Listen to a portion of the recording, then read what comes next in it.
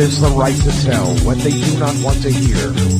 CNN, MSNBC, Fox News.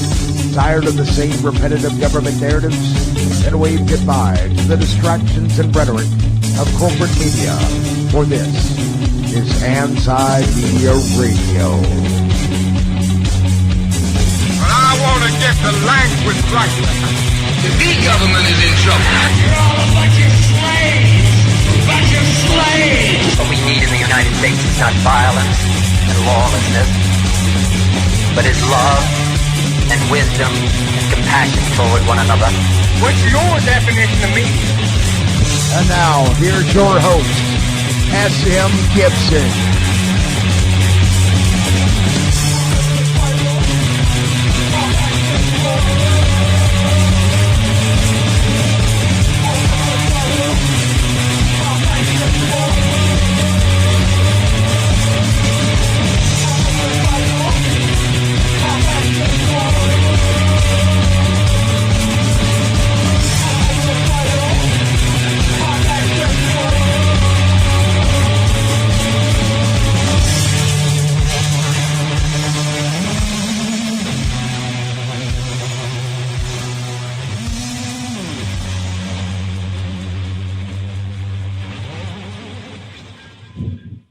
Evil men do not understand justice. My name is S.M. Gibson, and this is Anti-Media Radio. It is April the 28th, 2016. How is everyone doing tonight? Speaking of seeking things, what is everybody seeking here with this this presidential election? I mean, it's getting crazier by the second. We've got John Boehner calling Ted Cruz Lucifer in the flesh. And he has also, for some reason, thought that bringing Carly Fiorina onto his campaign, which has already lost her enormous popularity from previous, it's pointless. The whole thing's pointless. We keep looking to these politicians. They're not going to fix our problems. They're not going to solve what's wrong with society. To be honest with you, they're one of the biggest problems with society. So, looking for another one to come along and fix it, whether it's Bernie Sanders, man, we could do an entire show about Bernie Sanders and his supporters. You know, God bless them. I love it. But, you know, I like the passion. I'm glad that they're passionate about something. You need to be passionate about something, especially in this day and age where people don't care about anything. And that's great. I just don't think what they have chosen to put their energy behind is where it needs to be directed. I think that's just another idol, more or less, should we say, in the land of Babylon, D.C. I don't know, just some thought. I'm going to go ahead and bring on our wonderful sound director now, Mr. Shannon Madden. What's up, Mr. Gibson? How are you this evening? How's it going? Yeah, it's going. I'm really bummed out. I've got a personal anecdote that I need to go ahead and throw out on the table because it's really pissing me off. What you got here? Earlier today when I was in the middle of doing my interwebs and face walling and so on and so forth, I coined a term, Trump publican. Thought it was incredible. Actually pitched it to a couple friends of mine. They were like, "Oh man, that's great. That's pretty funny, man. You need to put that on a t-shirt or something like that." So actually, Mr. Gibson, in his infinite wisdom, went ahead and just checked just to see if anybody had registered or trademarked the term Trump publican. I didn't even do all that. I just Googled it, and that's the first 10 stories that came up. Yeah. Apparently, Donald Trump's already taken this word, and that pisses me off. But interestingly enough, he also took the term Trumpocrat as well. He did, and I thought that was that's pretty interesting. really interesting. I mean, this far in, especially with GOP, his running with the GOP or underneath the GOP banner. I bet you he busts those terms out once he's got the nomination, and he's going to be like, "Are you a Trump-Republican? Are you a Trumpocrat?" Bet he does. Either way, you're good. Daddy's home. Yeah. That really bummed me out, man. I thought that was so clever. Hey, and then come to speaking find out that Donald Trump was more clever than I am and went ahead and went even further and trademarked it before I could even quote unquote think of it. God, I feel like such an idiot. Speaking of Daddy, later in the program, not exactly sure what time yet, our wonderful journalist and senior editor. Ooh, fancy pants. I know. Carrie Wedler, who's famous as Burno, the Obama shirt girl. She's going to be calling us from a Trump rally in Costa Mesa, California. California. California would be great. If they don't flog her, that could happen. Near the headquarters of anti-media. God, I'd love to go out there right now. Yeah, it's nice. It's ridiculously nice. Clear some space on the couch for us. Yeah. Well, I'm sleeping on the couch. You're sleeping on the floor. Whatever. Done it before. It's nice. Leave the windows open.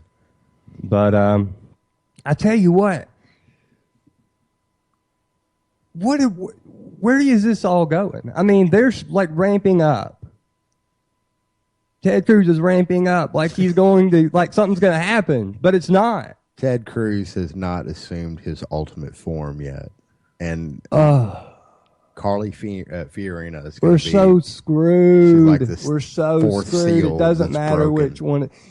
Before Ted Cruz can assume his Here's ultimate kind of form. the analogies. Forgive me for not being up to date on the terminology about what I'm about to say, so just go with me here. But to me, picking the president's like picking which atomic bomb, what's going to happen when which one goes off, and just being like, no, this one's going to be the best bomb to use. No, this one. Yeah. And it's like, it's going to be the same result no matter what. One may be a little worse than the other. But, you know, same principle, no matter which one you pick.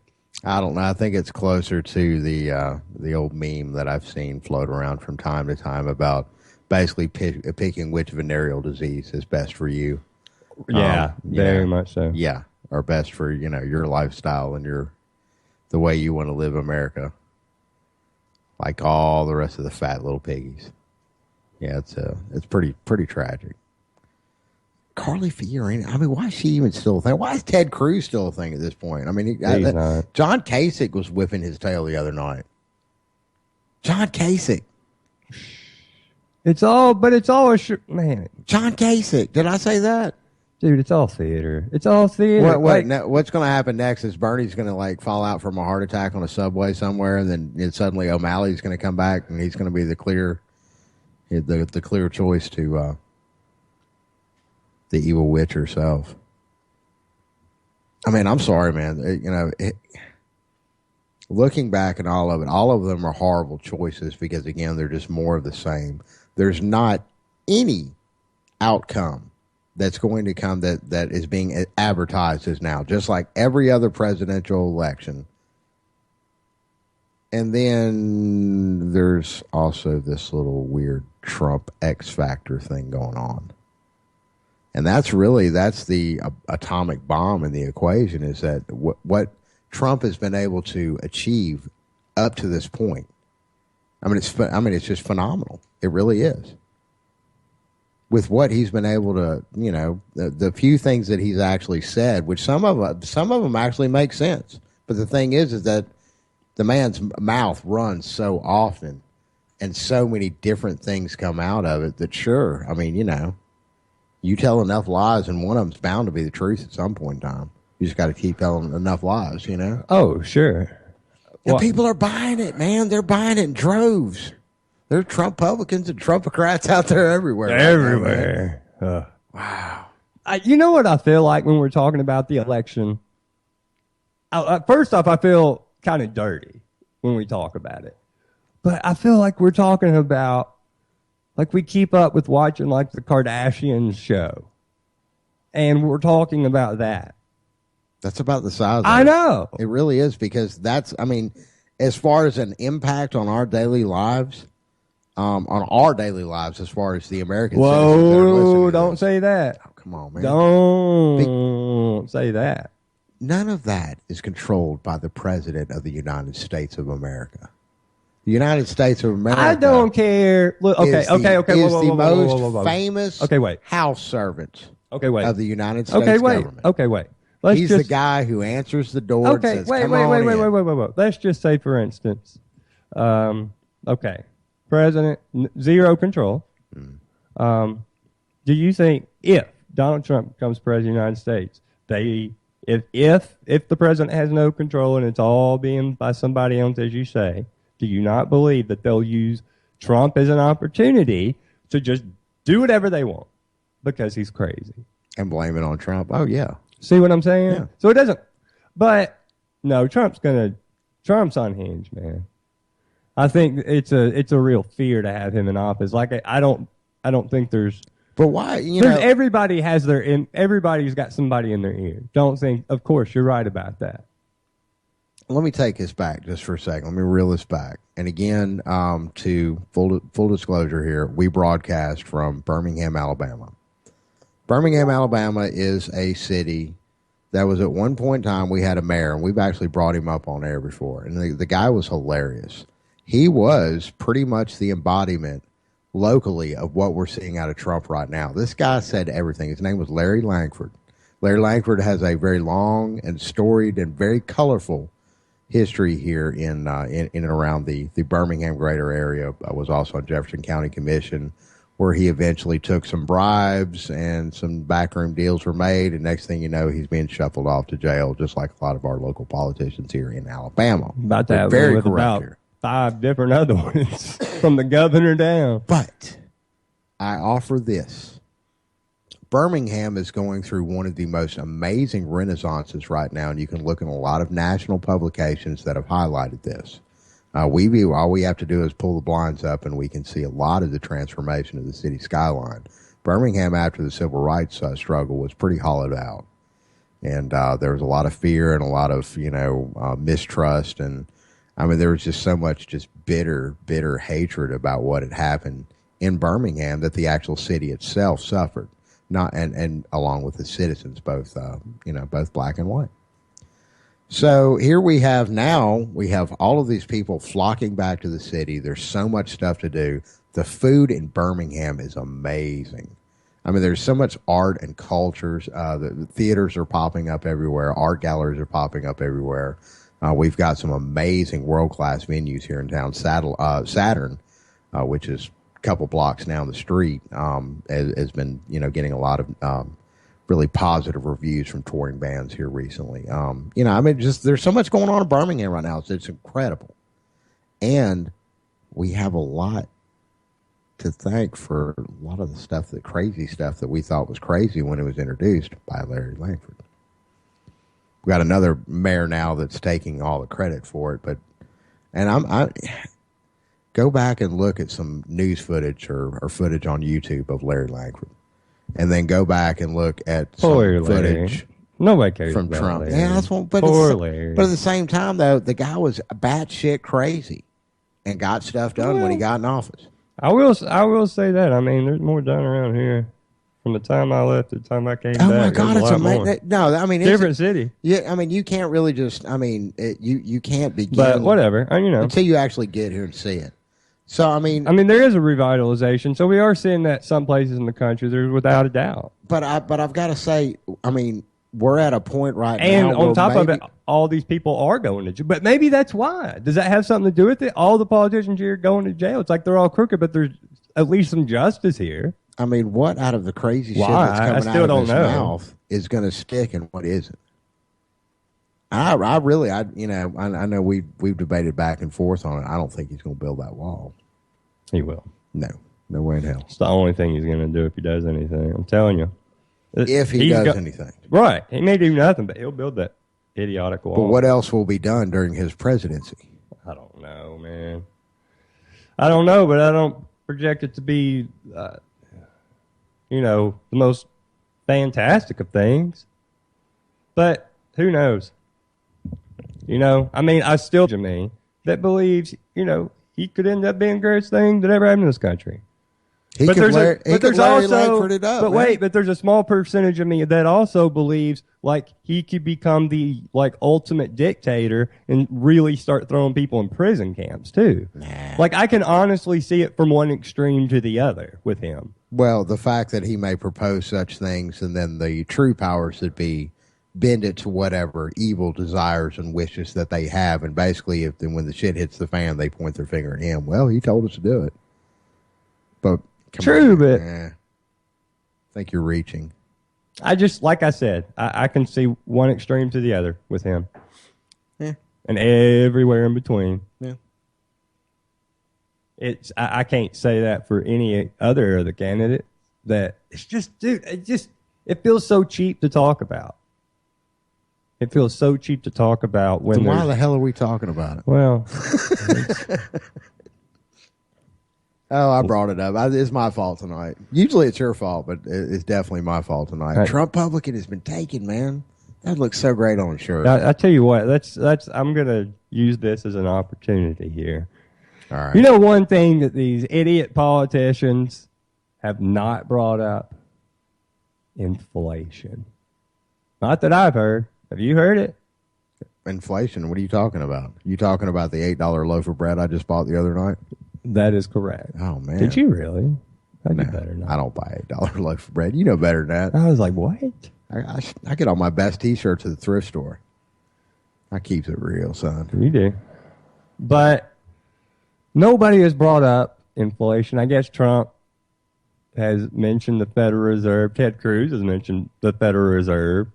And how'd that work out for everybody? He didn't even vote on the bill. So, but guess what? I can sit here, and mention whatever you want me to mention for the rest of the show. It doesn't mean that I'm ever going to do anything about it or anything's going to change. Mm-hmm. And I don't see anything different, whether you're talking Trump, Hillary, and then with the rest of them, I don't think, nobody else is going to be in the main event. It's going to be Daddy and Mother. So, anyway, I tell you what, I'm going to bring in our wonderful journalist, Miss Claire Bernstein, on the conversation. Claire, what's going on? Not much. What's up? What's up, homie? Oh, good. How are you guys doing? Trump Publican's been taken, man. That sucks. Yeah, I heard. That does suck. Well, Trumpocrats also been taken too, but that's just not near as sexy as Trump Publican. Yeah, Trump Republican. That's the gym. Yeah, the gym. Nobody. Don't you patronize me. Man. Y'all be sweet to me. Fine. So, I was, Claire, I was kind of angling towards what we're talking about with the candidates and bringing up the Federal Reserve and inflation and what we're seeing with inflation right now in the country. And you never hear any of the candidates bring it up outside of we should audit that, and they don't do anything about it. Well, they don't talk about inflation and they don't talk about unemployment because the numbers are so underrepresented by the way they skew statistics.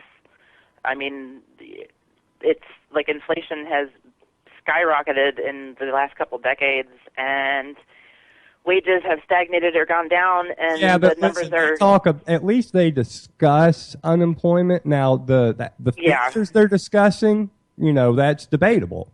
But at least they're having the conversation. I don't know the last time I heard anybody say, hey, guess what? The real problem here is inflation. But you know what I hear all the time? Minimum wage, minimum wage, minimum wage. Raise it, raise it. But you never hear what the actual problem is, which is inflation. Well, I mean, isn't that kind of typical? If you talk about kind of the symptoms of the problem, you don't have to talk about the problem itself. Right. I mean, that's how they treat everything in this country. Yeah. You know, I mean, they give us these very, in the big picture, they give us very minor issues to bicker about. I mean, what are the big topics you get? Oh, trans people in the bathrooms, man, that's a big one right now. Who cares about that? Okay, wait a second. Who Here's really one. honestly I'm glad cares you about said that. When was the last time? Was there any artist entertainers that have boycotted playing in Michigan? Because they poisoned an entire city, water supply. You know, sorry, the bathroom thing, that's tough stuff. It is. Whatever you got to go through. I get it. I could care less. Either way. Whatever you got. Yeah. But you know what? We got people being poisoned. There's a lot bigger things to be worried about. Did anybody boycott Michigan? I don't know. Maybe somebody did. Maybe, I'm going to look this up. But, yeah, Claire, why haven't we seen that? Kid Rock didn't even boycott Michigan. He's from there. Yeah, I saw Kid Rock was in the news the other day. Really? For what? Like somebody that worked with him. The new Bob got Seger. killed. Somebody that worked with him got killed. Bob Seger I think it was 2.0. some sad story. Well, you know, you give people a very limited spectrum of very contentious debate to discuss issues within, and then they don't realize the bigger picture or the more important topics. You just kind of spark debate, spark a divide and conquer tactic, and get everybody irate and yelling at each other and causing controversy on one issue, and they forget the bigger picture or other issues that are, you know, vastly more arguably important. I got trolled by a Hillary supporter the other day. A true story. It was like the most weirdest passive-aggressive troll I'd ever seen in my whole life. It was crazy. Anyways, I'm sorry. I just had to. And again, and it was over something very, very stupid and one directional. Of course, I had to put a couple very famous Hillary stories of recent, you know. Well, now I'm on the hook. What did they do? I'd have to show you. I mean, if I just told you about it, that's what I'm saying. That's the weird thing about passive-aggressive people. Because you tell other people about it, it's like, oh, that don't sound so bad. It's just, I don't know, there's a tone about it. Hillary people. But you were on the internet, right? But, yeah, and that's the thing. How is there a tone? I haven't been hit with a Hillary supporter pretty much this whole entire election cycle. And I've got a pretty wide spectrum of people on my Facebook friends list. And it's either been all Bernie or all Trump, and the Hillary people have been quiet. All I church see is mice. Bernie. All I see is Bernie. That's it. I mean, burn. No, I see a few Trump. I see Bernie or nobody. I purposely keep a few Trump supporters on my page just to see what's cooking on that side of the fence. Yeah, you always. Yeah, you always the Hillary supporters are like, they're scarce. They're really scarce. Yeah.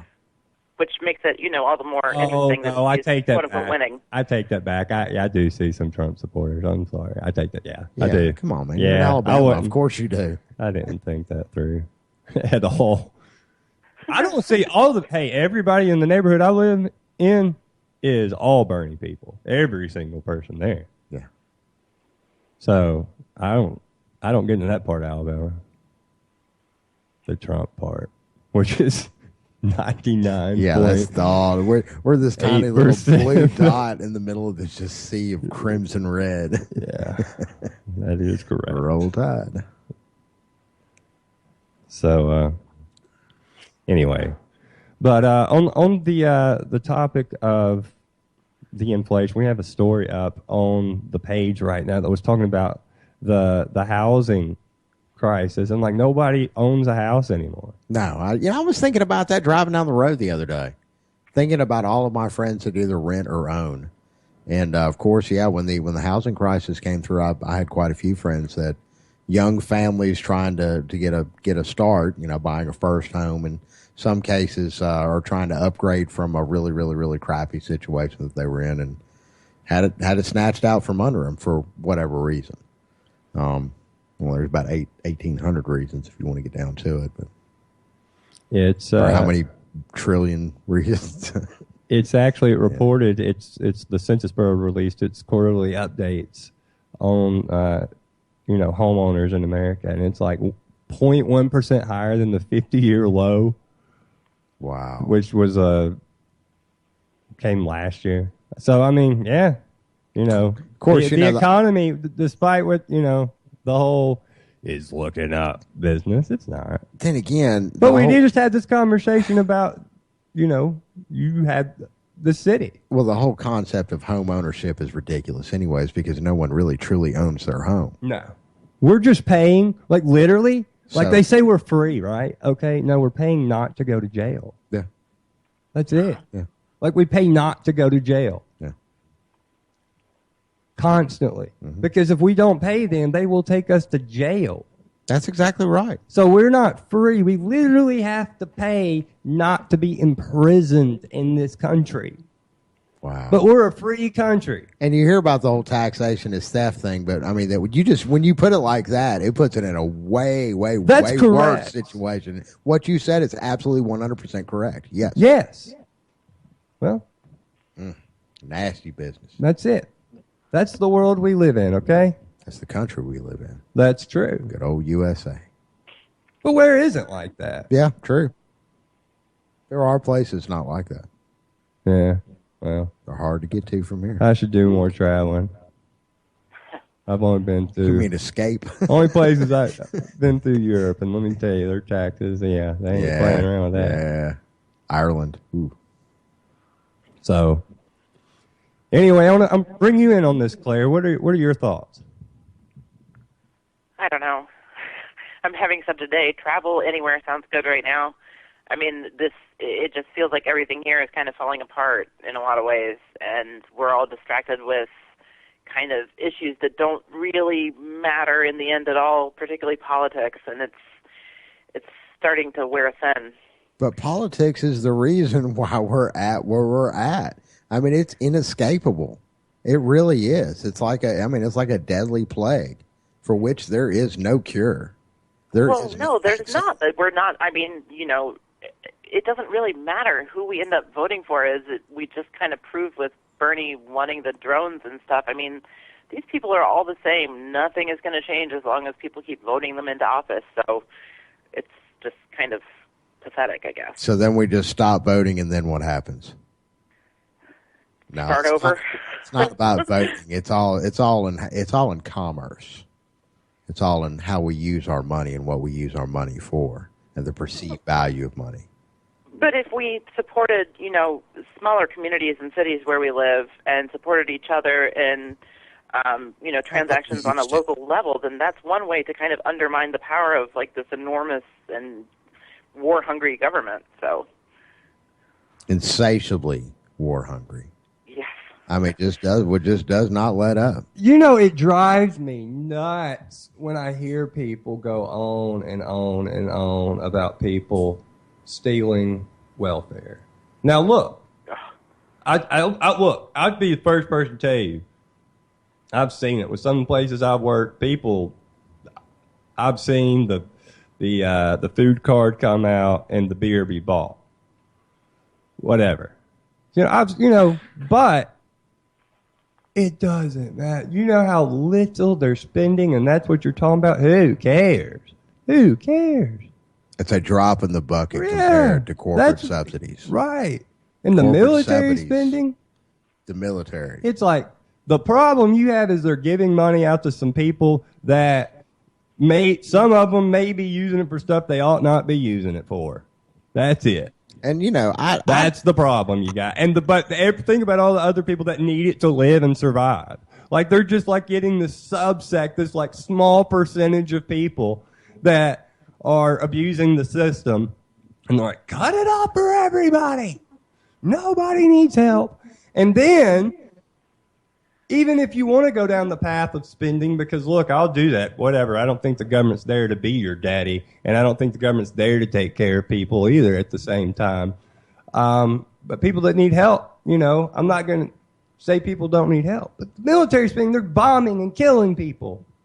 And you're arguing about giving some money away to some people. Yep. Period. You can have the conversation all day long, should you or shouldn't you, whatever. Well, money's the reason. But money's the reason that we're not. All the money's being spent. 55% of the money's being spent overseas. Yeah. Money is one of the reasons we're not hearing about the redacted 28 pages. Money's the only reason, I think, that we. Yeah, I do too, because there's the reason that they're supposedly coming off of oil right now. That's getting loud. That's no coincidence. This is at the exact same time that they've announced that plan, and now they're gonna. It almost feels like it was a plan to me, and I hate to sound like, Mr. Conspiracy on that, because I don't. It's not like I believe that, but that's what it kind of feels like. Yeah, I agree with that. Yeah. A coordinated efforts. Right. And if that's the case, what's the end game then? Unfortunately, we may find out. Yeah. I mean, I don't know. No matter who our president is. That is correct. No matter who it is. I know a couple that'll push it there quicker. One in particular. And let me tell you something. Very first female president of the United States of America. A woman. A real, honest to God, live woman. Who? Ted Cruz? You leave my sweet baby out of this. I can't wait for him to assume his ultimate form. I bet he has wings. I'm serious. That dude is creepy, man. I swear. I think he's a closet gay, but whatever. I mean, not that there's anything wrong with that, but I don't know, just something. It's the closet part that bothers everybody. That's closet. it. What it is, let me tell you what it is, because there's nothing homophobic about this whatsoever. What bothers people is the fact that these people go around condemning and judging everybody around them, and they, Oh, speaking of which, how have we gone? But they're living these double lives. We haven't. That's the hypocrisy. We haven't even addressed the Dennett Hastert case, the former House Republican Speaker. We haven't talked about that at all. I can't believe we've gone this far in the broadcast, because that's kind of big news. Claire, are you aware of that story? I don't remember exactly what the judgment was. Didn't he get like a really short sentence? Yeah, it was like 16 months for multiple cases of child molestation from way back when he was standing, or it was before and in and around the time that he was standing in front of the House, talking about morality and how these gay people, so on and so forth. His victims were also males, guys, and not that there's anything wrong with that, but at the same time, here we have a man that is champion. How old were they? They were all underage. Yeah, there was something wrong with that. Yeah. Something very, very, very wrong with that. Now, but at the same time, I'm not saying because they were males, though, as far as that implication. I'm just saying that here this man is supposed to be the champion and face for morality in America, and this is what he's got going on in his closet. Yeah, but that's actually really common. I mean, at least among politicians, look for the ones who do the most moralizing and the most judgment against other people, and it just seems like almost every time they're the ones who end up being very culpable in some horrible crime of some sort. And a legion of church-going, God-fearing, America, apple pie, flag-waving folks are putting these people and churning them in and day out. And then we hear an awkward story about something with an aide or a wide stance or so on and so forth. I mean, it's absolutely sickening.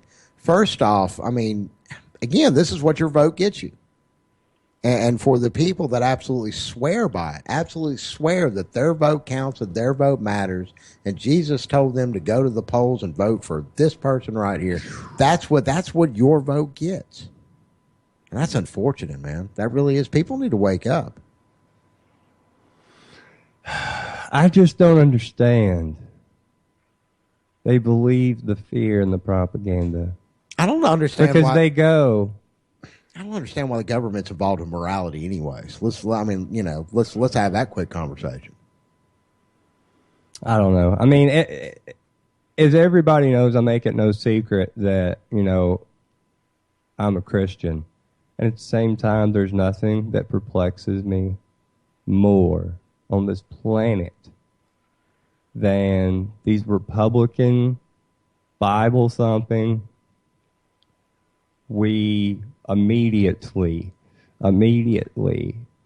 should end all abortions and immediately start bombing and killing children who have already been born. But they weren't born American. Is what they say. It's insane. Those people are crazy. There's something wrong with them.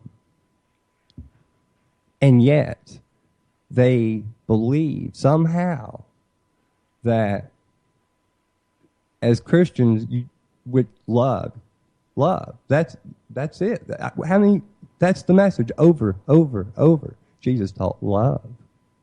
He didn't teach drop some bombs on some kids. I don't remember that message at all. I don't remember the message of just go kill people. The solution is to murder and to steal from people and to lie to people, but that's what these people keep putting into office over and over and over. And they do it by using the Bible. Sorry, I just went off on some tangent that probably I didn't need to. Whatever. No, it's a good point, because hypocrisy is it's a very serious issue, and I don't think people give that enough credence. I mean, it doesn't have to be just something like that. There are so many different issues that people are hypocritical about, particularly politicians. I mean, look at Hillary. Oh, yeah, that woman. But did she ever... I mean, anything about her, what about her is the truth? She is a unique snowflake in that kind of way, isn't she? Special little snowflake. Yeah. It's like she's been around for so long, and there's been scandals since day one. And there's just so much through the years, book after book, story after story, whistleblower after whistleblower from Arkansas this, and I mean, there's just crazy stories about them. Unfortunate accident. Yeah. How many people they supposedly murdered in the hundreds? He's counting, man. Yeah. And this woman's running for president. Those are fine Southern it ain't people. No big deal. Fine Southern people would never be involved in such foolishness. Oh. How dare you suggest? Oh. Don't you talk about mother that way. I'm going to get that. Man, I got to get that copyrighted Trump style. Mother? Mm-hmm. Mother, do you think the drop the ball? Well. So, it's been a very interesting 40 minutes. Yeah.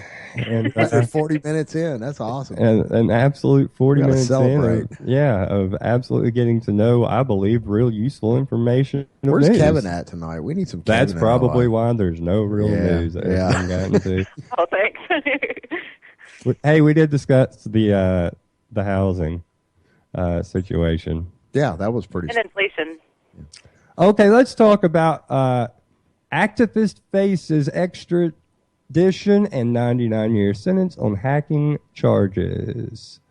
Claire, I know you're really familiar with the story that was written by our great writer Michaela Whitten, our UK correspondent, which many people may not know that we actually have a journalist in the United Kingdom for Anti-Media UK, and a few other people to help out over there. So, anyway, Claire.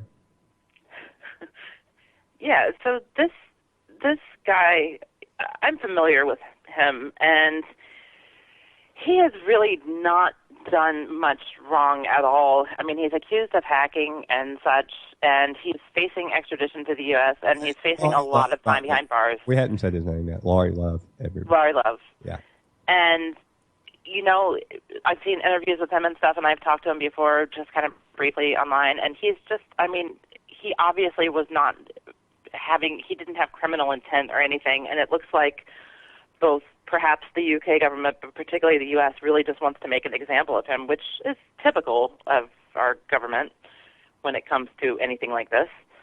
And it's kind of frightening that he will end up maybe extradited and behind bars for something where he really didn't step out of line all that much. And I didn't realize, but it looks like he's facing 99 years behind bars. It's just, I mean, the priorities with who we are prosecuting and who we are going after as criminals, they're rather off. Well, they are, but, okay, look at it from the context of the outside looking in. That's what 99 years, like, that's an example. Like, that's a political prisoner. And they're just making an example to the rest of us. Don't screw with us, because this is what's going to happen to you. You know, when people screw the American people, nothing ever happens to them. But when something like this happens, there will be somebody going to jail. Oh, yeah.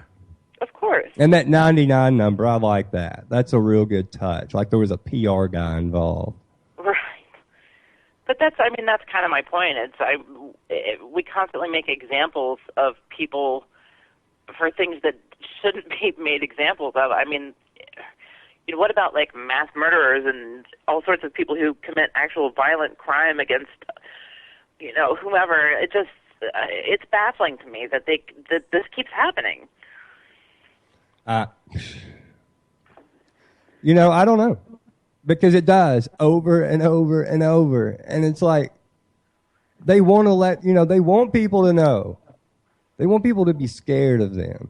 They want people to be in fear of them. That's what this is. Think about to the extremes that they have gone to screw, that we know of, to screw with Edward Snowden. The only reason that man's still alive is because it's been so public. If his name hadn't been in the public so much, that problem would have gone away a long time ago. Oh, yeah. But think about it, though. I mean, actually, I had this conversation with somebody about Laurie Love's case today. Look at what Putin does with his people. Now, I'm not saying that living conditions are perfect. I don't really honestly know anybody who lives in Russia. I've not spoken to anybody there. But the policies that Putin puts into place are largely beneficial enough to the people. He kind of concedes to their wishes on a lot of things, so he keeps them happy. And, you know, over here it's more like we're under this whole fear, this threat from the government, like the government's out to get you. It's like you catch more flies with honey than vinegar, as they say. As far as the whole Russia thing goes, this is what I'll say about that. I don't live there. I've never even been there. They could live in 100% exactly the same conditions as us, maybe worse, maybe better. I have no idea. I do know how it is here. And how it is here is there is authority on top of you. Government is God. And if you step out of line, if you screw with us, your life's over. We finish it. Yep. We either kill you or put you in jail for the rest of your life. You tell. That's really my point, though. We're doing. It's like a dictator just kind of thumping us all on the head constantly, like, don't forget that I'm here and I can toy with your life and throw you behind bars or kill you anytime I want. That's it.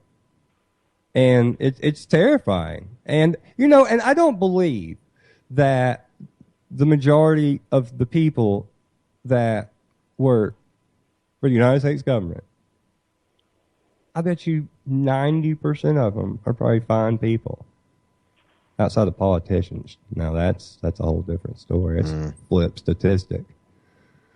But, you know, a lot of these people just have normal jobs that work for the idiotic government. Just trying to get by like everybody else. Yeah. You know? So it's like, it's what we're talking about here is a very, very, very, very small percentage. Unfortunately, a lot of those people would be screwed if we did to the government what we need to do to it initially, because they wouldn't have jobs anymore. No, that's probably something you'd have to do through attrition. Wouldn't you think, Claire? Yeah. Yeah. I've kind of always thought that was the solution to that. Is not actually fire anybody so nobody gets hurt up front. But once they are out of their position, you just don't replace them. Yeah. I always kind of thought that was the way to go for government. Stop replacing people until we don't have it anymore. That would be nice. It would. But I tell you what, we are about to get our call from Miss Carrie Wedler, I think, and she's going to update us on the... Is she wearing a bulletproof vest tonight? She is at a Trump rally. It's very... I don't know. Very... I doubt it. Dangerous waters there. I doubt it. I think it's... got to be cool. Yeah, but I've never... I think it's Orange County, California. Okay, everybody's stoned there, so that's going to be cool. So I don't... Even the Trump supporters get stoned in Orange County. They probably do everywhere. Well, that's what I'd like to think. They do everywhere. Yeah. Everywhere. So, anyway. All right, Claire. So, before we grab our call from Carrie here, what are your impressions over what we're seeing with the Percocet whole Prince, as far as the implications? You see somebody get hooked on something, okay? That person gets hooked, dies. Somebody that never did drugs. How do we see that person, justified? Do they become a martyr for the cause of the system? Perhaps. But let's talk to the author of that article. Was Prince's life taken by America's prescription drug epidemic? And epidemic is whatever. And also just attended a Trump rally, tried to attend the Trump rally. I'm not really sure. Miss Carrie Wedler. Carrie, what's going on? Carrie. Oh, hi. Sorry. There are so many people at this Trump rally. The cell reception is so bad. It's crazy. Can you hear me? Yes. Okay. I can hear you guys too. So are we talking about Prince? I'm sorry. I kind of came in the middle of that. We'll come to that in a second. You're on. Okay. Tell us what's going on at the rally. Okay. Well, I couldn't even get in. And I was reading the articles on my way here. I came down from LA. It's in Costa Mesa. And there were protesters. I was just hanging out with the protesters. But there were people here at 9 a.m. who didn't get in. I heard one person was saying they were here at 9 a.m. Another person said they got here at 3 p.m. And thousands were turned away. And they were saying the capacity of the building was 10,000. And I wanted to go to this because I don't know if you guys remember, but there was that brawl between the KKK protesters, or the KKK and protesters, a couple months ago, or at least KKK-affiliated people, and that brawl happened 20 minutes from here. So I was like, could be an interesting Trump rally to go to. I was pleasantly surprised there were protesters and Donald Trump supporters actually having some dialogue. The sad thing was the "fuck Trump" chanting sort of drowned that out and made it hard for people to have real conversations. So it was kind of a double-edged sword, but it was interesting. I was pleasantly surprised. So yeah, it wasn't an super negative tone or anything. Oh no, there was there's a lot of resentment. There's a lot of bitterness. But interestingly enough, it seems like there's just misinformation coming from both sides. It seems like nobody really knows exactly what Donald Trump said and exactly what the opposition is to it. There was a pretty cool Alex Jones supporter there, and I was trying to level with him, but he had a civil conversation. They didn't agree, but I think the thing that was disappointing for me was they were focusing on sort of the side issues that tend to engulf left-right conversations, all relevant conversations, but nobody could just sit there and agree that, like, hey, things are really screwed up right now, and we can all agree on that. Like, nobody had that conversation, from what I heard. Really? But there were no fights. There was no violence. I didn't even hear much cussing, to be honest, so that's cool. But just a lot of dialogue between everybody. Yeah, and, I mean, it got a little heated. There are definitely points that got heated, but I genuinely was surprised. And there was a guy, this was really cool. There was a point where there was this guy talking to Donald Trump. There was this guy talking to one of the supporters, and a big crowd of the protesters were screaming that he should take his hat off because he's wearing a Donald Trump hat. And this one guy he had been having a dialogue with, like, well, when they pulled his hat off and they got it to the floor, and this guy, like, the dialogue protester picked it up and wiped it off and gave it back to him. And he was like, look, man, and they shook hands, and it was a decent exchange, It seems like they're trying to understand each other, and they're trying to meet halfway. It's just everybody's so polarized in this country right now, it's really hard to find that common ground. Do you think it's a good thing that there's literally people in the streets having conversations about topics that we probably should have conversations about a long time ago? I mean, yeah, I think it's definitely a good thing. I highly doubt anybody's mind was changed. I don't think a Trump supporter came and saw the protesters like, you know what, they're right. Like, I doubt that. Sure. Because everybody, it seems, based on my observation in this election cycle, is everybody's made their choice and they're sticking to it, barring any major changes. I'm sorry if you can hear the street. I'm just walking away from the rally down here. But it's not a bad thing. I was expecting worse, so I'm glad that didn't happen. But there were a lot of police here, lots of Orange County sheriffs, officers, lots of helicopters, lots of cop cars. So, they pulled out all the stops for it. Wow, sounds like you've had quite a day. I have. I mean, a sold-out Trump rally. Here I am. I did not think I would be doing this 2 days What's so ago. weird to me about that is when Trump was in Birmingham, it was like a half-filled room. You could have got on, like, it wasn't even a big room. There was like just kind of like a convention hall. Yeah. And yeah, I mean, I don't know how well you know California and Southern California. LA is very liberal, and I would even say in some ways libertarian. But sorry, there's somebody playing music and they're chanting for Donald Trump. Once you go south of LA, it gets a lot more conservative. Like San Diego has a lot of military infrastructure there, and Orange County sort of tends more towards San Diego than they do Los Angeles. So it is. I'm not surprised there was a big turnout here. But did you just compare the Republican Party in Orange County to Alabama? Did I? I mean, I couldn't say. I think he sold out 2 football stadiums here in Alabama. I think there was one in Huntsville. Oh, did he? One in Mobile, I know. I don't know if he sold it out, but it was like 40,000 people or 30,000 or something stupid. Well, what I found interesting on when I was trying to reflect on the last 45 minutes, hour or so, but nobody cared. What? Nobody was there when I was there. Which was that's what I remember you saying that. But here, I mean, as we were walking up, like streams of people were walking away, and they were like, "Nope, not a chance." Like even if you had tickets, you couldn't get it.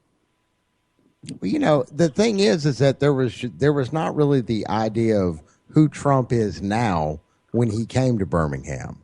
He's a freaking rock star now. Donald Trump's been a rock star since the 80s, man. Yeah, but I mean, he's really honed his craft as far as, because these are new waters that he's swimming in right now.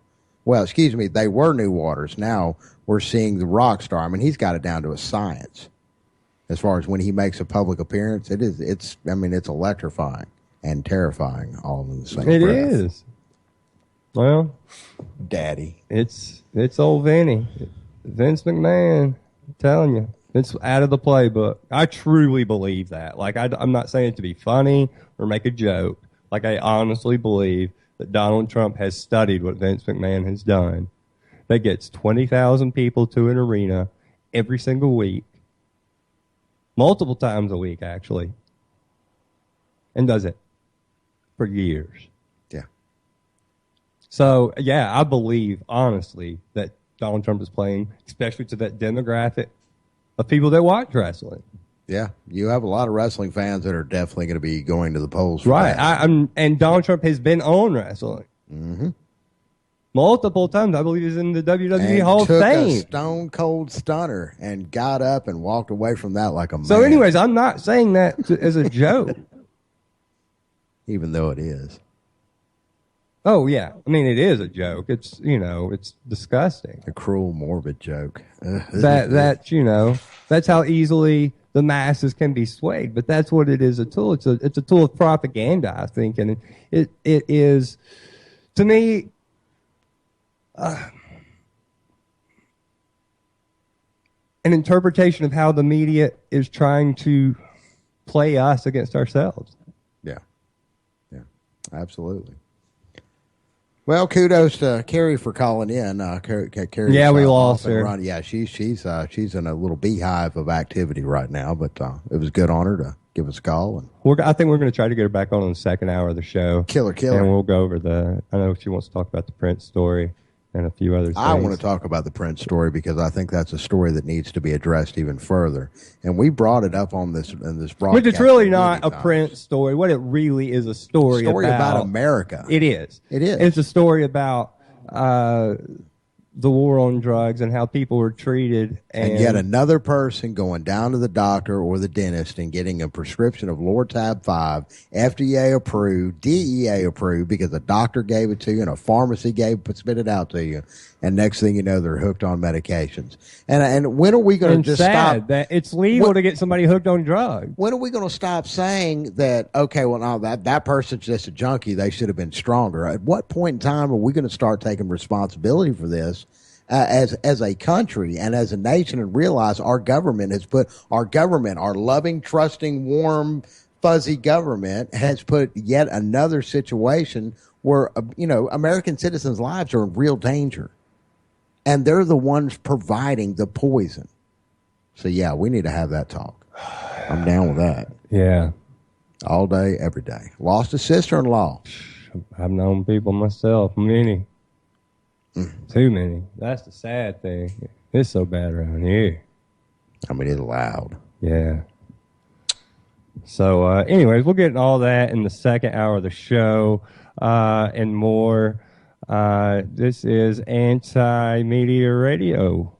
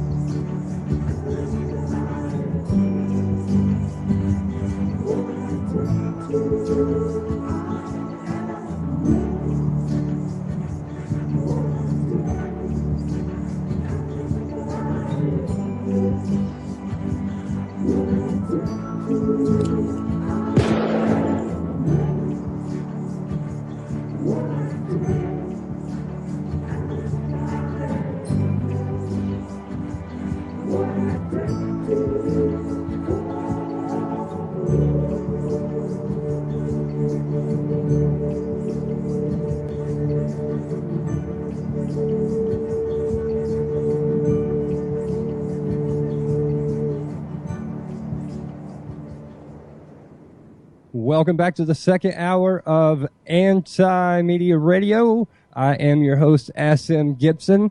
As always, you can listen to us here Tuesday and Thursday at 11 p.m. Eastern, 8 p.m. Pacific at www.ucy.tv/TAMR or by going to theantimedia.org/radio. You can also catch all of our replays on YouTube just by searching Anti-Media Radio. And Nick Burnaby, the man himself, the editor-in-chief and the originator of Anti-Media, has his program on Monday and Wednesday at 11 p.m. Eastern, 8 p.m. Pacific. Exactly the same Anti-Media time here on UCY.tv. And join back with Shannon. No Kevin tonight. No Kevin tonight. That's rather unfortunate. Kevin is very, very busy in his business endeavors this time of year, and he had to take a sabbatical tonight. He did. We're working on getting Carrie back on here in a little bit, and we're going to talk more. When I was walked through earlier and had TV on and saw the Trump rally that Kerry was calling from, talking. I didn't hear what he said, nor did Daddy versus mother. Nor did I. Yeah. It had the headline Trump versus Clinton instead of Trump speaks at rally, is Trump versus Clinton. It's already setting it up for the big giant huge blowout, the big giant huge marquee match. The WrestleMania main event is basically what it boils down to. And again, yet another diversion. There's so much that is going on behind the scenes. So much that's going on right now that everybody is completely shut down and tuned it out. And, this has also kind of created a situation where a lot of people, I think, because it is all Trump and all Clinton all the time, have really turned away from news altogether. Because pretty much just about whenever you turn on mainstream media, that's pretty much about all you're going to hear. And unfortunately, that's all we're talking about tonight. So let's go ahead and shift gears a little bit.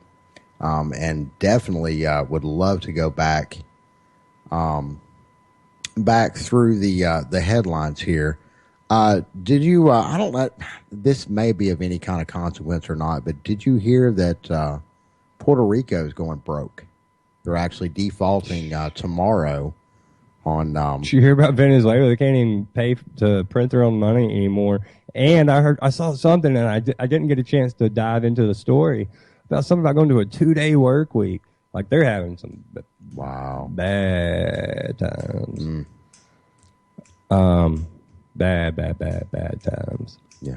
And same with Puerto Rico, though. Like you said, it's not Venezuela bad, but yeah. So I mean, we're seeing.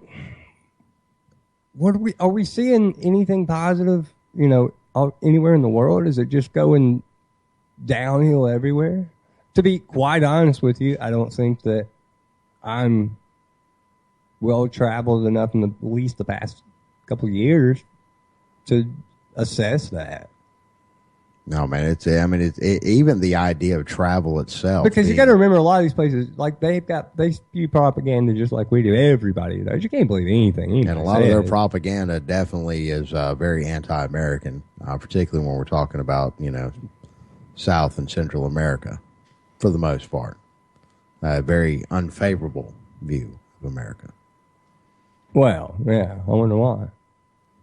Drug war, ring a bell? How about Honduras? I mean, you go down the list. Yeah, we can go through the Central little, and South America. the made-for-TV headlines, or we can go down to the real, the crux of what. That reminds me, we need to get Derek Bros on soon. I know he's got a new book out with John Vibes.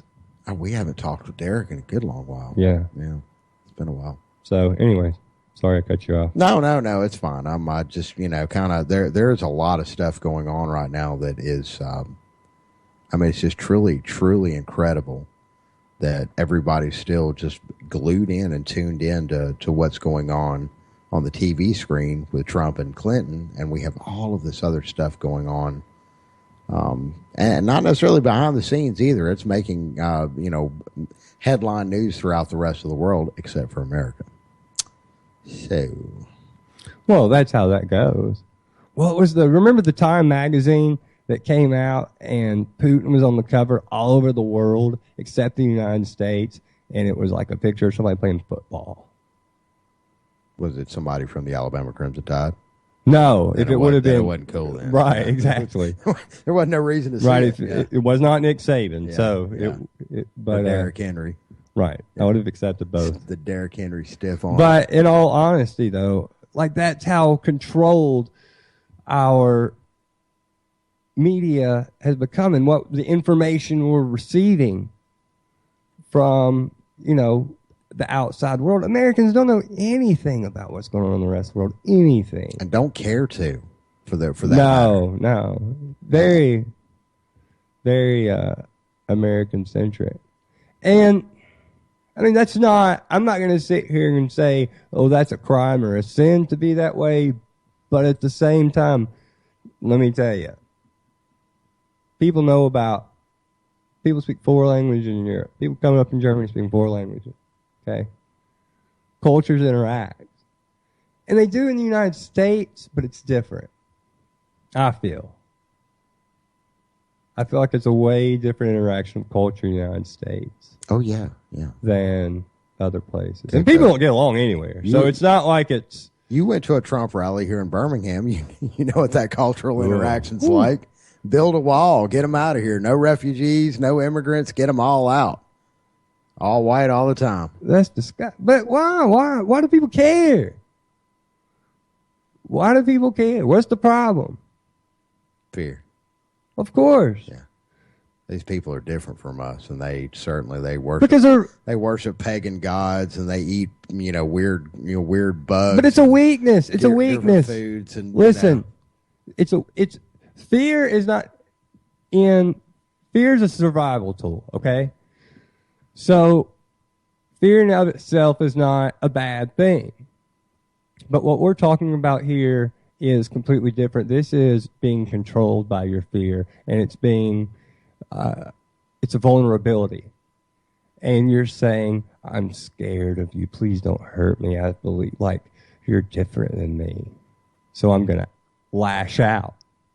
The best defense is a good offense. That's it. What you're saying, yeah. That's it. And that's how people act. It's the that was the Bush foreign policy, wasn't it?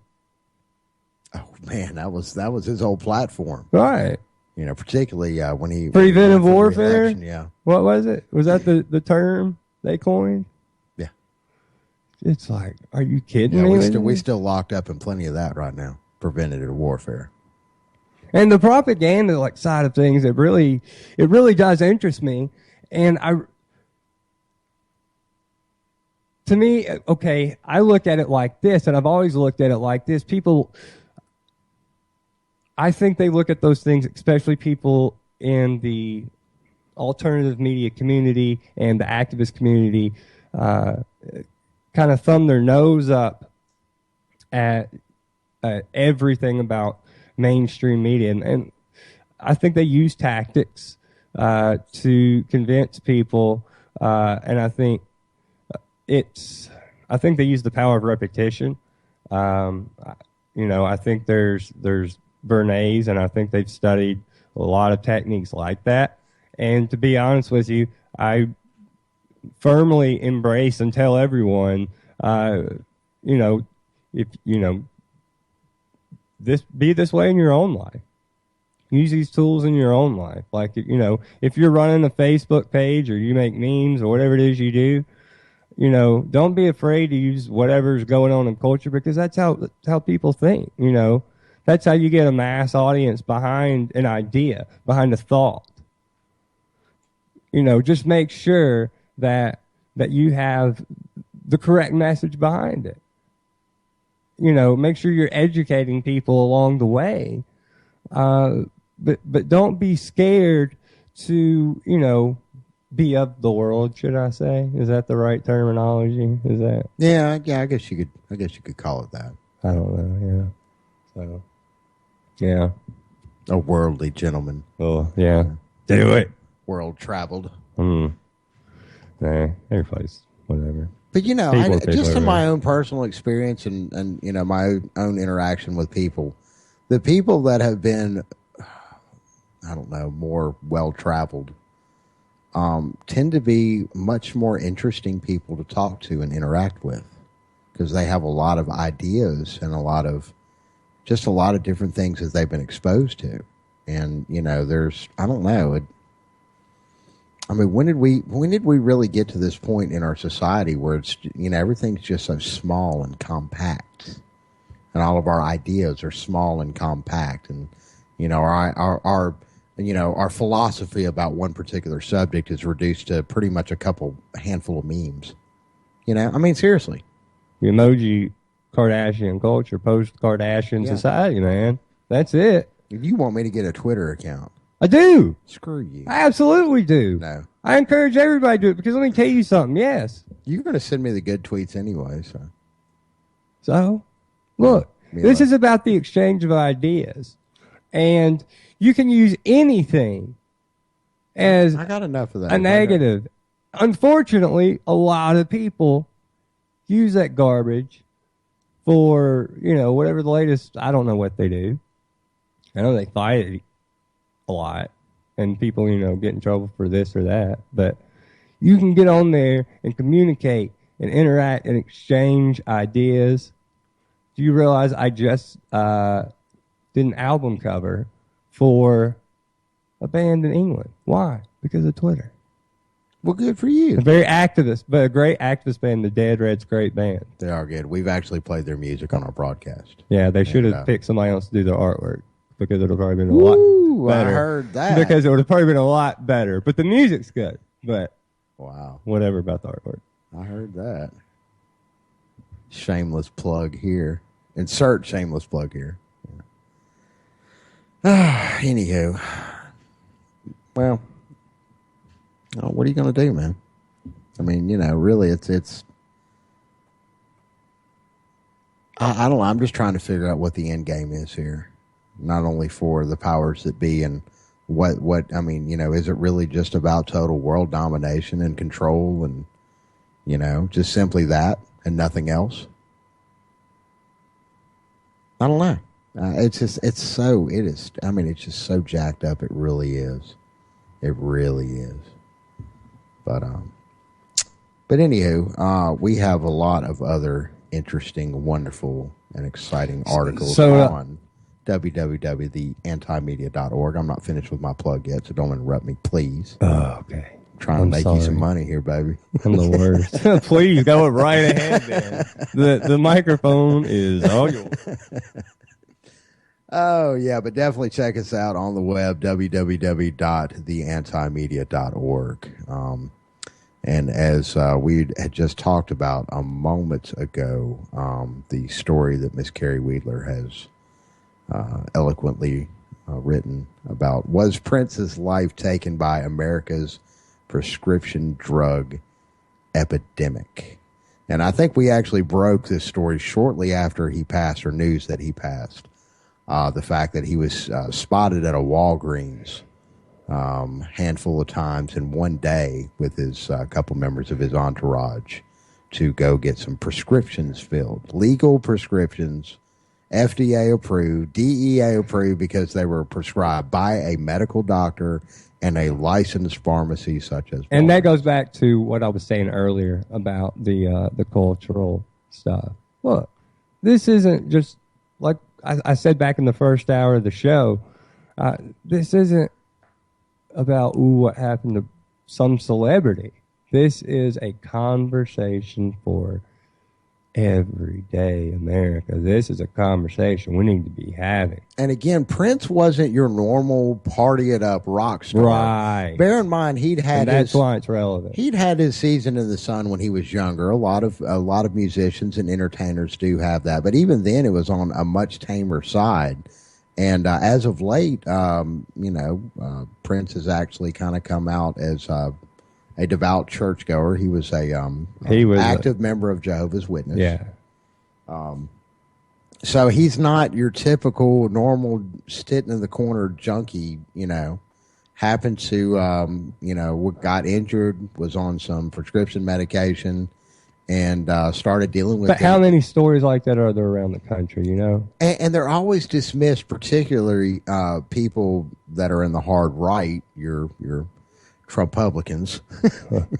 We're going to be using that word a lot more on this show. Oh, gee. A lot of those folks will definitely, and I've actually been involved in Facebook dialogue with some of them about those dirty people, and they should have used more restraint, and they wind up actually getting to the point where they're not like Prince, who has a pretty vast fortune. Even though there's a lot of contradiction as far as how much money he had on cash on hand when he died. It's a lot more than you or me, I can assure you. Right. But the point is that here we have a very yet another celebrity, somebody who has a lot of wealth, a lot of resources at their disposal. That if they got a problem like that they could easily pick up a phone and be whisked off to a treatment center somewhere, or have a team of doctors at their disposal just like that. But the problem is the doctor is what put him in that situation to begin with. And how is it done now? And we can't vilify the doctor, because how is the doctor supposed to know? But then again, somebody wrote that prescription for all them down toward the end, when you got a guy showing up at Walgreens 4 different times in a day, or 3 different times, or how many times it was. Right. That's man. It happens every day in every town in the United States of America, and it has to end. It has to end. This game of us being run by Big Pharma, our lives, our bodies, the bodies of the people we care about. We're played, with like toys, and then you get children that need, cannabis oil or all the different treatments that, are available because of cannabis. They got to move to Colorado. This kid won't have a seizure because they'll go to jail. And you mean to tell me that right. You mean to tell me that I can sit and pick up my phone right now and instantly communicate with somebody completely across the world? That's it. I'm going to do it. And we can't find a better way to treat pain. I'm going to do it right now. I'm going to go ahead and take a caller. Area code 505. Thank you for calling Anti-Media Radio. This is your host, SM Gibson. Tell us your name and where you're calling from tonight. My name is Nick Gaston. I'm from New Mexico, and honestly, I don't even know if this is. I just wanted to say thank you for making such a damn good Facebook page. Oh, man, I appreciate it so much. You are currently listening to Anti-Media Radio. We're on UCY Radio. www.ucy.tv/TAMR. And we're on 5 nights a week. Anti-Media Radio. Yeah, so I tell you what, while we got you on the line, what's your kind of overall thoughts of the mood of the country right now and where we're headed? This country and where we're headed, well, honestly, I think this country isn't going anywhere with Trump or Hillary. I don't think Bernie's going to do much, but I'd vote for him from the lesser of two evils. And honestly, I just think as the people, we need to stand up all as one and just all stand up instead of 1% controlling everything. It can be 100%. Everyone's equal. Right, and I think that's what the average person wants. I think whether you're talking about whether you're in Iran or North Korea or in Mexico, I think that's what people want. It's the greedy people at the top that prevent that from happening. Yeah. What do you do to change that? You talk about changing the system. I know you mentioned Bernie Sanders, and he loves to rail against, the top 1%. We're going to get the billionaires, the millionaires, and the billionaires. And, again, and you said it yourself, lesser of two evils. Yeah. And that's part of the problem, too, is we're always presented with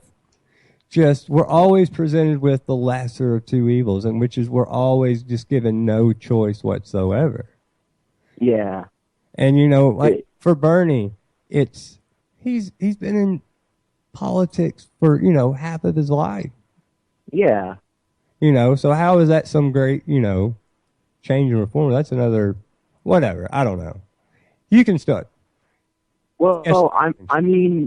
I was really big into Bernie, but and I still think Bernie would do something good for this country, but it's still politics. He's still in politics. He's still in all that stuff. So I don't think much will change. Yeah, there's no candy in that van. He can promise all of the free stuff that he wants to, and it's just not going to happen, man. He's going to get in there and tote the company line just like all the rest of them. He just came out and endorsed Obama's kill list, and then the war in Syria. So about putting troops in, and so I think he gets us. And that suggests that there will be more of the same if he's put in office. Because think about the stuff Obama said. Like you go back to 2007, 2008, and all the stuff that he was talking.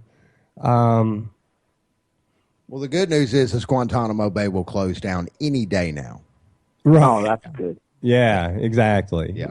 We've been hearing that one for a minute. Yeah, during the whole entire president. Well, you know how I see it is, I like a lot of stuff that Bernie Sanders says, but you really can't do anything unless you get to the root of the problem. The problem isn't Obama and stuff. It's The problem that we have with a lot of what he says, though, is that it all translates to more government. I was about to say every bit of it. Every single bit of it. It does. And that's what's so funny. The two huge, change, the outside guys that are, against the system, both of them will make the government so much bigger. Donald Trump, do not for a second think that the government will not get a bazillion times bigger. Well, I mean, all of those people building that wall are going to, because you ain't going to get Mexico to do it. You're crazy. You're a crazy person. If he actually gets that wall built, that's just more government If jobs you look and at more trajectory of a candidate, the closest person to compare Trump to is Ronald Reagan, okay? What did Ronald Reagan do to the government? Boom. Blew it up. That's it. Yep. Big time. Went from the local convenience store to Walmart. Yep. Yeah. Yeah, good times. Oh, yeah. A lot more of that coming. We've got, and it's with every candidate that's left on that dais now. But quite frankly, there's only two left, and that's Hillary and Trump. Oh, yeah. And of course, if Hillary gets, if Hillary, wins the general election or wins through delegates or whatever shady way she's got to win, I mean, how butthurt are Trump supporters going to be? Is it going to get that kind of loud, or is it just going to be a bunch of grumbling and mumbling for a few days, and then it's back to, checking out cat memes and America's Funny? Oh, yeah. Everyone was against Obama. I even heard people saying that Obama was the Antichrist whenever he was getting elected, but, once he got president, everyone's okay with it. Oh. And, but, they're just all... it's just another politician. They're all the same, another version of the same thing. Oh, yeah, they're all the same. Like I said, you got to get to the root of the problem. And my stance on it, like I was saying, all we have to do is rise up as the people, because there's more of us. And what the government's doing is they're realizing that more and more people are starting to, wake up to what they're doing, and they're starting to fight back. So, the government's going to go hide behind the police, the riot shields and stuff. So, like you said, they're trying to make the government bigger so the people can become smaller. We're basically born into a cage, if you think about it.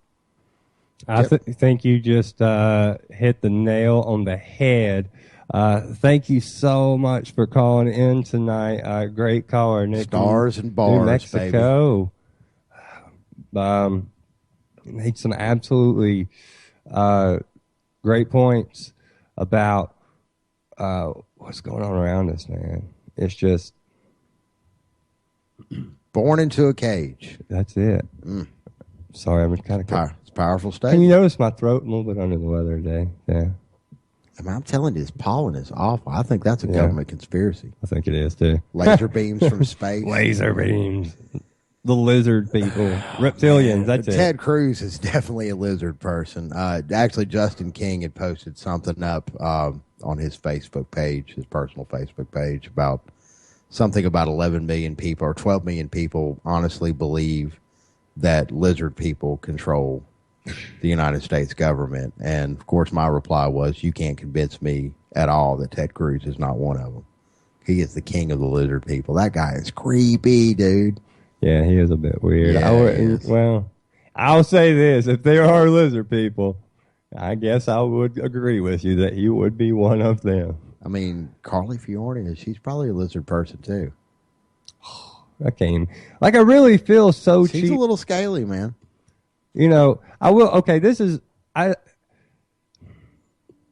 I feel cheap, again, talking about the political, realm. And it being like a reality show, but I want to explain why I think it is important to talk about it real quick. So, at least for me, I don't feel quite as cheap. Yeah, there goes my throat again. But need to get you some of that throat spray. Yeah. Put the honey in it. Oh man, that's some good stuff right there. Okay. It's about people's reactions.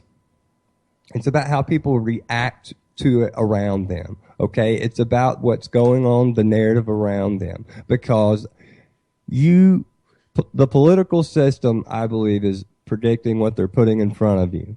It is then once you know what they're putting in front of you, how do you react to that? If they're coming at you like they do, once every 2 years, we got to go bomb somebody, guess what? You got to be on alert. And you got to start letting everybody know, guess what's coming down the road? Because that's coming right now with Iraq. I'm telling you. They are ramping that up. What about Saudi Arabia? Do you think that, do you I don't honestly know. think that we would, if that actually came out and Saudi Arabia decided not to play ball and go ahead and dump all of the shares that they have in American interests and American money, pretty much, as far as what they're shoring up in the economy, and default on all of their treasury bills and so on and so forth, cash all that stuff in, and pretty much put us further off into run. What is it, like $750 billion that they hold in treasury bonds? Is that right? Yeah, something like that. Something like that, yeah. But, and I think we're talking about into the trillions as far as, economic interests that we have going on over there. Do you really think that if I don't know what the play is with Saudi Arabia. It's that right there is really going to be, I don't know. Quite frankly, I don't think they're going to completely redact all or completely erase all of the redacted parts of the 28 pages if they do just decide to release anything at all. I'll be shocked. And again, there is a little bit of hope, though. There might be a quick mention of Saudi Arabia, and then it'll get glossed But over. I'm telling you, I just do not believe there's something coming, because I do not believe for 1 second that there's coincidence between these 28 pages and them trying to wean themselves off of being completely supported by all.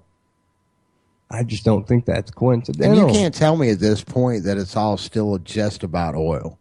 Right, because everybody keeps saying, well, 60 Minutes trying a story, 60 Minutes trying a story. That's why this is all happening.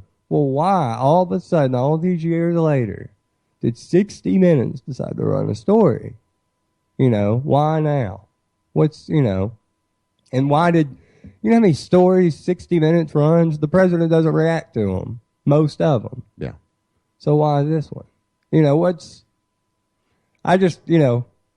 Just questions. Yeah. I like asking questions. Whenever you talk about anything that involves corporate media, you definitely have to ask a lot of questions, because there are wings of our government that seep into there. The FCC is their strong arm, I guess you could say. Their police that they could use and enforce whatever crap that they want to enforce, as long as you're when you're not toting company line, not toting the company statement. Yeah, corporate media does that. 60 Minutes is regardless of how hard hitting they may appear to be. Right. Come on, man. I'm not gonna have that. Yeah, give me a break. They're reading off the script that's handed to them. Right. Yeah, give me a They break. check permission first, and then they read the script that's handed to them. Yes. Yeah. Hard hitting. Hard hitting. Hard hitting. Yeah, you better believe it. What? How many years after the fact? Way to be on top of things, CBS. Yeah. Late breaking. John Kennedy's been shot at CBS. Yeah. Man, it's the same exact thing. We got these 28 pages Same over exact here. reporters. Come on, man. Jeez Louise. These are some old folks. Oh, now they're updating them. Hey, did you see Anderson Cooper on TV earlier? About No. He's leaving. It's about where you saw him on TV. That's you said it. Yeah, that was very strange, odd little Fox News. I don't know what he was doing on there, though. I think he was auditioning for a new job. He wasn't. Yeah, they It's did completely irrelevant. I have no idea. I know they're talking about taking some other job or something. Wouldn't that be awesome if he took a I keep job the with sound Fox and put him on a show with Bill O'Reilly and have the two of them just duke it out every night? That'd be awesome. I could see them putting him and Megyn Kelly on a show together. Oh, man, that would be super. Like America's Super Couple? Yeah. They could trade gardening tips. He'll end up doing that. You watch. 20 ways to please your man. He'll end up being the next Regis. You watch. He will. Anderson Cooper's going to be Regis. I guess that's what the CIA graduate program is. You end up being Regis Philbin. Wow. What secrets does Regis have? We don't. Yeah. I mean, I love Regis. He just like came out of nowhere one day and he was like America's sweetheart. Oh my gosh. Anyway. Yeah, he was. For a hot minute there, Regis could do no wrong. This is ridiculous. I'm not having this conversation. I'm going back to real news now because you're going off on a tangent about Regis Philbin too much. It's not like I brought up Taylor Swift or anything. Just chill out. Well. Gosh. Well, I tell you what, we sitting here going through all the top stories on antimedia.org right now, and to be honest with you, one way or another, we have covered most of the headlines over the past couple of days here. What do you think about what's going on with we kind of hit on it a little bit earlier with Bernie Sanders saying that he's in favor of the kill list. Duh. Right. He's been handed a different version of the script he's supposed to be reading off of. He was reading off the wrong page this whole time. Yeah. Yeah. Because you see what the establishment rewards those who are faithful. Look at Hillary's delicate dodals right now, and look at the huge, massive grassroots campaign that Bernie's started that has now quickly lit fire and has a lot of Roundup poured all over it. It is, I mean, Bernie's all but cooked. And the thing is like, even Obama, because he talked about it, he said it was legal, and even Obama has kind of been like hinted at being not necessarily being completely legal. Bernie's like, yeah, it's legal. Yeah. So, good on him. That's it. That's your peace candidate right there. Yep. I hope Bernie won't think it's any wars. He's just trying to make America great And again. it's not anything against, Bernie per se. It's just, it's another faction of the system. It's like, stop looking to these politicians to fix something that only you can fix yourself in your own life. That's what I think. I think the big things as far as political systems go is how they're treating other people around the world. I mean, right now, whether we like it or not, the biggest problem that is facing us with the United States government, I believe, is our United States military. It's 55% of our spending. And first off, we're spending ourselves into the ground. Mm-hmm. Like, spending is out of control. Yeah. And because a lot of people talk about spending being the biggest problem in this country. In some ways, yes, it is. But guess where they're spending the money on? Mm-hmm. Okay. And that's just about the money that we know about. We're not even addressing the money that's going toward the quote-unquote black budget. So what I'm saying is if that's what they're spending that percentage of what we're doing every year in this country on, right? So there's your spending problem right there. And then this results in, we're bombing people all over the world. And I don't know. Would more people be dead for it? To be honest, if we weren't police in the world? I doubt it. It seems like our empire is just stretched and stretched and stretched. And it's our world, and there's a few countries in Asia doing their own thing, seemingly. Other than that, it's us. We are in charge. And, the United States of Earth, Eddie Griffin said it best. That's where we're at. It's unfortunate. It took it this long. I mean, it's too late to do anything about that. Mm-hmm. You got to pull the troops home now. Like them all. Like, that was the big Ron Paul thing. So at least somebody's addressed it, I guess. Somebody in the political system's addressed it. But, it's not our place. People die from these bombs. Sorry. Well, these are bad people. These are bad people. Saddam Hussein and Gaddafi. Yeah, they weren't great people. Nobody's defending and saying that they were. But look at what's happened to those countries since they've been gone. Look at how many more people have died because of the United States getting involved. Mm-hmm. Sticking their nose where it doesn't belong. That's what, and what are they in pursuit of? To control the world. And this is our tax dollars. This is our country. So that's what has to be reined in this country is the military. Bring the troops home. Look at what's happening to our troops right now. So, but the suicide rate of our troops. You're suggesting doing something that if we just go ahead and pull all our troops home, then suddenly we lose all of our power and influence around the world, and we set ourselves up to be vulnerable. Is that what you're saying? Vulnerable? Who would screw with us then? Exactly. We're so nuclear, it's not even funny. You bring our troops home, we could probably still use a third of them, keep them here. They'd all be in this country. The economy would be... Keep a vast reserve system, bring them home, go ahead and all these jobs that nobody else wants to do, that we're going to kick all the illegal immigrants out. Well, then suddenly there's going to be all these jobs. We'll go ahead and give them all jobs, bring all of our troops home instead of these needless wars that we do not need to be involved in whatsoever. That's it. Really, what good are we doing in the Middle East by trying to protect one faction from the other faction? These people have been fighting for how many thousands upon thousands upon thousands of years? Well, that's just the world. That's just the world. Yeah, exactly. But what gives us the right to be the police those people? If they want to go out and bomb themselves in the ground, I'm sorry, let them do it.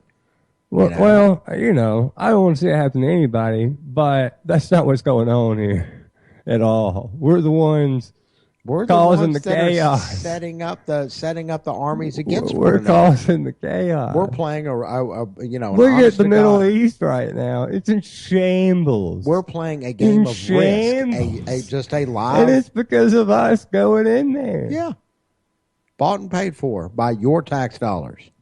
And for what? Why did they do that? My oil. I think it's more about uranium and precious metals that. Yeah. And also not only what we can procure from that deal, but also what we can prevent other people from procuring.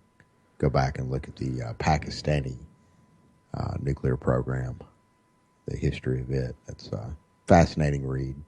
Actually, I have a book at the house. I need to loan you sometime. Yeah, I'll be honest. I'm not. But again, that kind of coincides with us getting a lot louder. That the timeline coincides with us getting a lot louder over in the Middle East.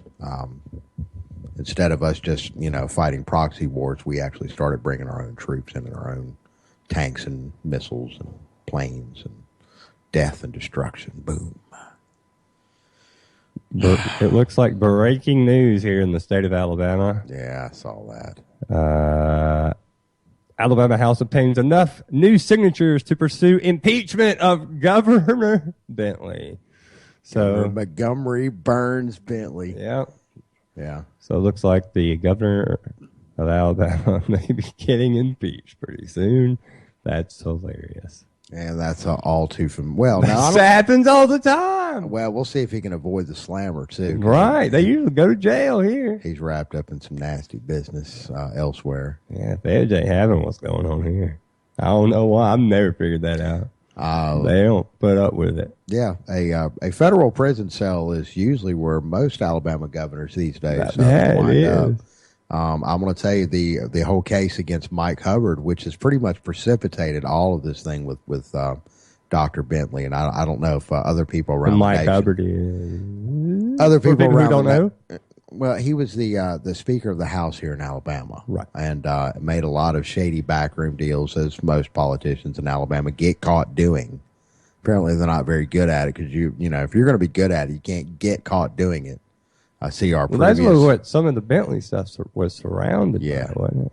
it was surrounding trying to protect Mike Hubbard, who is very well protected politically. Again, voted in by the hardworking, church-going, right-wing Republican straight ticket voters here in Alabama. That's who put him in. He is a Republican, very proud and very... but here's the thing. We just had a conversation about Larry Langford elected by all Democrats that sit in jail, too. It does not matter. Yep. It's all the same greed. It's all the same. All the same greed. So, Dr. Bentley tried to help his friend out. Old Mike Hubbard tried to suppress some information, had a new director of the Alabama Law Enforcement Agency, which was having some issues with corruption within their own department, and their newly elected head, Spencer Collier, went in and cracked that whip. Well, the problem is that he basically kind of overturned some rocks and got himself in a little bit of trouble. And what had happened is that Dr. Bentley told him straight up, don't want you speaking to the prosecuting attorneys that are going after Mike Hubbard right now.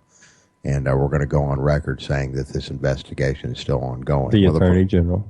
The Attorney General. I'm sorry. I was, because the feds hadn't got involved yet, which I think is pending. Because I think Mike Hubbard definitely is that's a federal. The Attorney General. Nobody knows who Mike Hubbard is. That's why I keep saying that. Mike Hubbard. Yeah, nobody knows. And that's the thing about it is that's how he's the Attorney General. That's why it's a relevant story. Mike Hubbard was the Attorney General? Was he not? No, he's the Speaker of the House. Oh, he was the Speaker. Yeah. Either way, I'm a moron, so just forgive that part. Yeah. I mean, regardless, we're dealing with Alabama state politicians. Right. I'd say I don't keep up with state politics that much. Yeah. I did with Langford, but since I've been back, I haven't. Because that guy was nuts. You had to keep up with him, just like... So you keep up with it. I don't. But anyways, going back to the story, and I'll wrap it up real quick because I know I'm kind of rambling a bit. Because it's a very fascinating, multifaceted story. You can definitely check up with... there's quite a few stories here locally that have been done by some really good authors. Even the stuff on AL.com's been pretty eye-opening. Kyle Whitmire's been all over it. He's a local writer here in town. Good guy. But anyways, the whole crux of it is that during this investigation, then it came to light that Robert Bentley was having an affair with his political consultant, who actually, come to find out, was really running the show in Montgomery. And any question or any comment that went to Dr. Bentley or from Dr. Bentley had to go through her, in essence, making her the most powerful person in Montgomery. His wife didn't like it, took exception to it, and filed divorce against him, and that's what really caused this whole thing to get really loud. And now Rebecca Mason has been fired from her very, very comfortable position, over a quarter of $1,000,000 a year salary that was paid for by some shady super PAC. Yeah, there's just a lot of nasty things going on with that one. And this was a governor that came in. He was actually a doctor. What type of doctor? I don't know.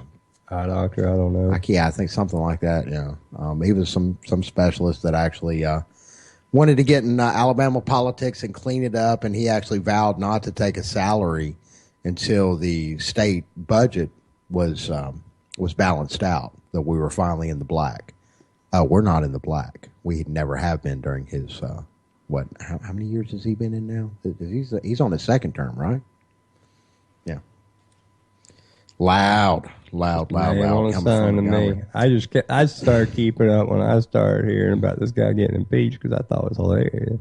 Well, and the whole reason that I probably should care. I mean, I know that's probably so apathetic. I mean, I get it, but yeah. The only reason I'm going on about it, again, this is yet another.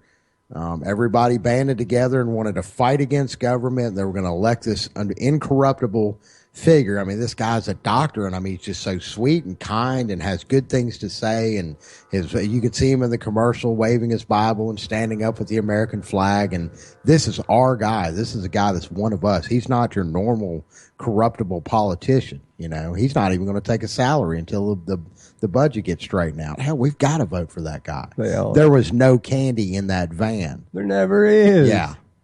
There never is. No candy in that van. And now we see yet another politician, regardless of whether it happens in Alabama, regardless of whether it happens in Washington, D.C., regardless of whether it happens in New York, New Jersey, California, Florida, wherever. It's always like that. Look, same do you thing, remember the days? Once upon a time, there was a day that Ron Paul endorsed Ted Cruz. Like, he won't touch that guy with a 10-foot pole now. Yeah. Not even get close to it. Oh, no, not even get on the same train car. So it's like, that's all politicians. You know what I'm saying? Like, they tell you they're one thing. Oh, this is going to be great. This is going to work out. This is going to be the guy. Mm-hmm. He's going to be the one. Oh, well, a lot of people have Guess said... what? He's never the one, or she's never the one. Never. A lot of people have said that Ron Paul would have been the one. I kind of think he would have been. Okay, I drank that Kool-Aid. I'll be a hypocrite. Well, I'll be a hypocrite about it. I mean, if there was a lot, if Washington was comprised of a lot of different Ron Pauls, then yeah. But we have bought and paid for corporate America. Exactly. All of their hand-picked candidates, all sitting in their proper chairs, voting the way that they're supposed to vote. Everybody thinks their candidate was the best, but I'll say this: that man was just like, everybody just leave everybody alone. Mm-hmm. Just chill out. And everybody's freaking out about transgendered in the bathrooms. I mean, that's the flavor of the moment. And it's like, I get it. Like, that's an issue to people. I understand. Why? But, look, I'm not even going to... Transgendered people have been doing it for forever. Where have transgendered people been pissing this whole time? Right. I mean, really? I don't know. It's crazy. I mean, what, at the end of the day, what is going to be accomplished from all that? Just to pull out the bigots from the non-bigots or whatever on your Facebook page? I mean, really, that's about what it boils down to at the end of the day.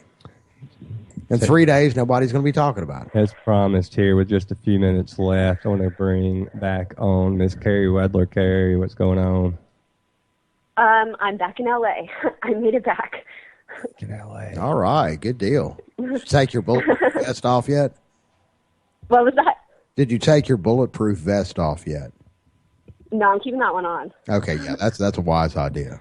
Just in case. You never know who followed you out of there. Saw your speech you just left that was on the television earlier, but I unfortunately did not get to hear what Daddy was saying.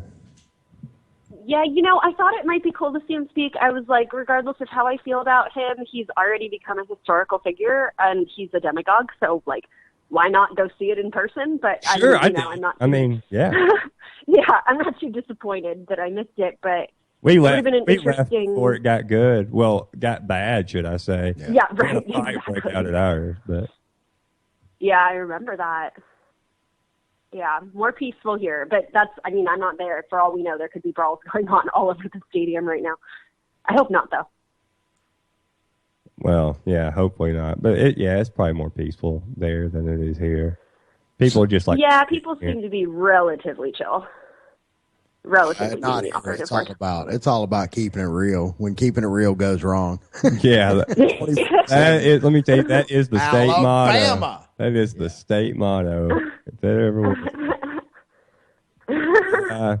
I tell you what, while we've got you on the line, I want to go back and let you bring up talk about your article, the Prince article. Yeah, I wanted to be really careful with that one because I think that sensationalism around celebrity deaths, it's just absurd, and it's just, I don't like publications that... We've talked about that, yeah. That's why I just want to be clear. If you read the article, you can tell, because I won't presume to know what happened to Prince, so I tried to write the article just, hey, this is what I found when I looked into it, and that's what I found, and, I wouldn't determine either way whether or not painkillers directly killed him, but I think just the fact that they're at his home really underscores sort of the general climate in the United States around painkillers right now. I mean, it's become a national conversation. Even the federal government is doing something about it, which means it's really reached epidemic proportions if they're willing to do something. And they're, trying to rush to put some programs together. And it's just sad, because some programs. Being from LA, really fixed America's problems in the past. Yeah, programs exactly. to make America great again. Yet another program. Exactly, and it's like, I think that on one hand, it's not important, but I think just them being at Prince's house will elevate the conversation. Just the fact that there were painkillers there, just that it's involved with whatever he was doing before he died. I think that will bring more attention to the conversation. But at the same time, who knows? It's, at the end of the day, it's celebrity sensationalism, and people eat up the news for 5 days or however long the news cycle tells them to care, and then they forget about it. And that's not to say that information isn't stored and retained, and, they think about it and it comes up in other situations where maybe they're talking about painkiller epidemics or the FDA or corrupt pharmaceutical companies. But it's either way, it's just sad. It's sad when anybody dies, whether it's a celebrity, like as you discussed in your article, Scott. I mean, that was great when you discussed all the other great people who died last week. But as far as the painkillers go, I write about painkillers and pharmaceuticals and opiates a lot, and it's just sad to see it affect another person. Whether or not it killed them, I know people who've been addicted to painkillers. It's not easy.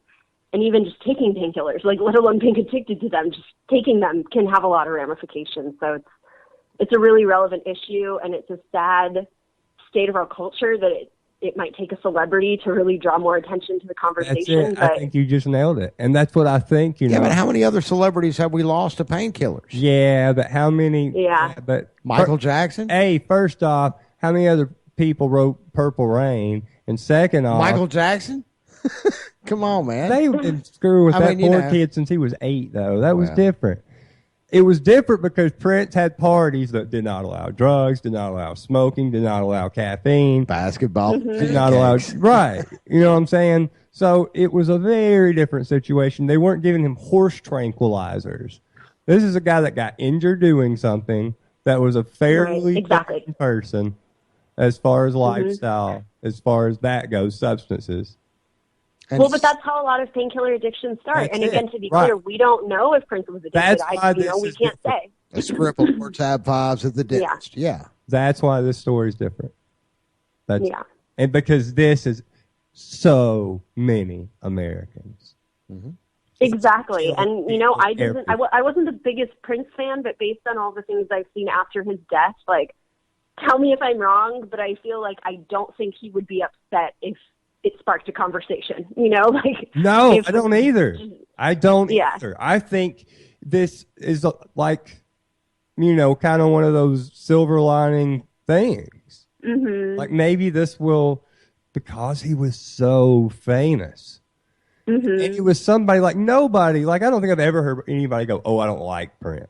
Even if you... Oh, no, totally not. And he wasn't like the face of a junkie. He wasn't like Amy Winehouse. It wasn't someone who was continually spiraling out of control and then, that was the last one that did him in. It was like, no, this appears to have happened out of nowhere, based on what some people are saying. But, take it with a grain of salt because Hollywood's a weird place and the entertainment industry is very odd, and there's a lot of opportunistic people who don't have any ethics or morals, and they'll say whatever they have to say to get attention, no matter who it hurts. Well, I gotta ask the question though. What separates Amy Winehouse from Prince? The fact that one of the drugs the drug that killed Amy Winehouse was illegal versus the fact that Amy Winehouse wasn't on any legal. Amy Winehouse didn't die from any illegal drugs when she died. I don't believe it. Wasn't it alcohol? I thought it was. I could not say for sure if it was prescription painkillers or heroin, but I was fairly certain it was in the opiate class. At that point, anyway. I was a huge Amy Winehouse fan, but I mean, I think I couldn't say from Prince's music because bless his heart, he seems like such an amazing soul. But maybe I'll get into him now. But I hadn't previously been into him. Amy Winehouse. I tell you what, that's it for us, Carrie. Thank you for joining us tonight, Anti-Media Radio. Thanks for having me. I am SM Gibson. Thank you so much, Shannon. We'll be back next week. www.ucy.tv. Taxation and theft. Anti-Media. Out. I'ma let them know through the stereo. Yo, here we go through the stereo.